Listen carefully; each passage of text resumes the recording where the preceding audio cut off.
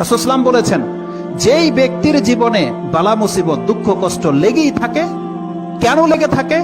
রাসূলুল্লাহ সাল্লাল্লাহু আলাইহি ওয়াসাল্লাম বলছেন, হাত্তা ইয়ামশি ফিল আরদি মা লাহু খাতিআতুন, আল্লাহ তার জীবনে এত দুঃখ কষ্ট এই জন্য আল্লাহ তাকে দেয়, আল্লাহ চায় এই জমিন থেকে ও যেদিন মরে যাবে ওর আমলনামায় একটা গুনাহ লেখা না থাকুক, এটা আল্লাহ চায়।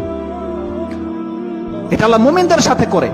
আল্লাহ বলছেন, আমি মুমিনদেরকে আমার উপরে ঈমান আনার পরে ধর্মকর্ম করছে, তারপরে ওকে আমি কেন বিপদ আপদ দেই?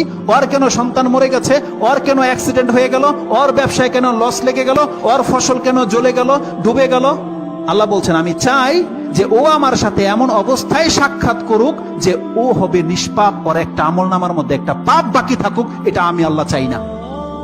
যার ফলে কেন মানে কি? তার মানে আল্লাহ সুবহানাহু ওয়া তাআলা আমাদের জীবনের বিপদাপদ গুলোকে এমন করে দিয়েছে। রাসূল সাল্লাল্লাহু আলাইহি ওয়াসাল্লাম বলতে চাচ্ছেন যে একজন মুমিন মুসলিম যখন হবে, তার প্রত্যেকটা আঘাত তার পাপকে ঝরিয়ে দেয়, প্রত্যেকটা আঘাত তার এক স্টেপ মর্যাদা উপরে উঠিয়ে দেয়। এটা হচ্ছে ইসলাম। তো এই হাদিসের মধ্যে যেটা আছে যে আশাদ্দুন নাসি বালাআন আল আম্বিয়া সুম্মাল আমসাল ফাল আমসাল, মর্যাদায় যে যত বেশি হবে তার বিপদ আপদ তত বেশি হবে। এটা আল্লাহ সুবহানাহু ওয়া তাআলার পক্ষ থেকে জানিয়ে দেওয়া হয়েছে।